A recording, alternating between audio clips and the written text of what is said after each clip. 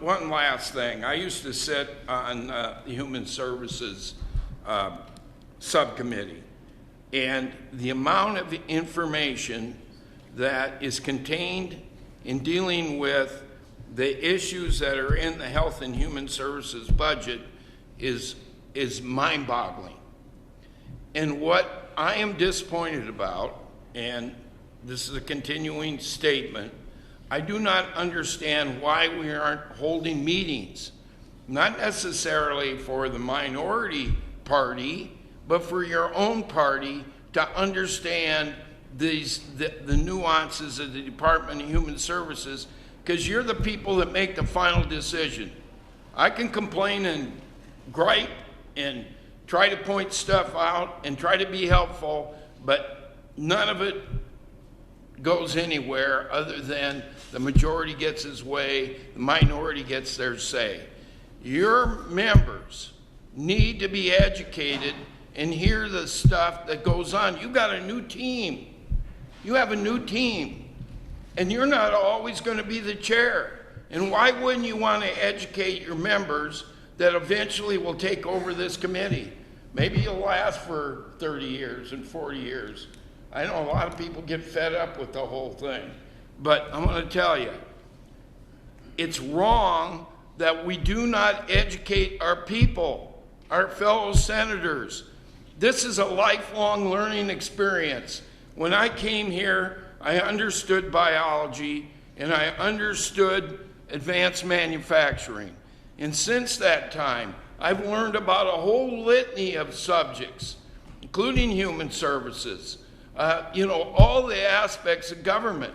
We have to be minor experts on everything to be an effective legislator.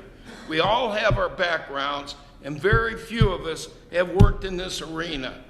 And shame on us that we don't take this opportunity to make sure that all our members get an idea, so when they go back home and answer questions to their constituents, they know what the hell's going on. This is wrong to do this type of budgeting process. It's not right. The public doesn't get an opportunity to know. The public in these hearings are invited too. They get to sit in the subcommittee hearings and listen and find out what the directors and the people that are doing various programs in the Department of Human Services are doing and what their ideas are. I've been through it. I was on it for more than 10 years.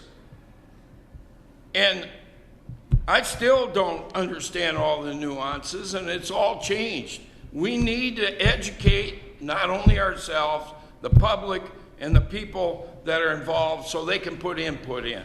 Now, I've made these speeches before, but eventually, I pray that this legislature changes its position on how they budget, because that's why we're here. It's the most important thing a legislator can do, is put a budget together that reflects the needs and takes care of the public. And how do you do that if you do it in a vacuum? Thank you, Senator Dotzler, for your educational experience. And if you don't watch out, we're going to have to move you back down to the other part of the table. Well, let me just say this. How do you do it if you legislate a budget in a vacuum? Thank you. Thank you, Senator Dotzler. Is there any other comments? Senator Winkler, you're in order. Thank you, Mr. Chair.